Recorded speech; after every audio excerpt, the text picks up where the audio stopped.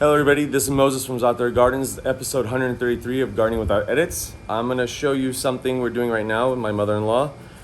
We harvested, or we still have to harvest a lot more of the Flavor Grenade Pluots. I'll link up a video right now on them on the tree so you can see what they look like. But I'll show you right now what they look like. Now, what you do though, a key thing, a lot of people don't do it, is you don't, unless they're filthy or they have bugs on them or flies or something, you just want to wash them. The key is don't wash them beforehand. When I've washed beforehand, it takes a lot longer to dry, or I've seen mold grow. So just cut them, foil, reflective heat, dry in this hot summer sun, and that's it.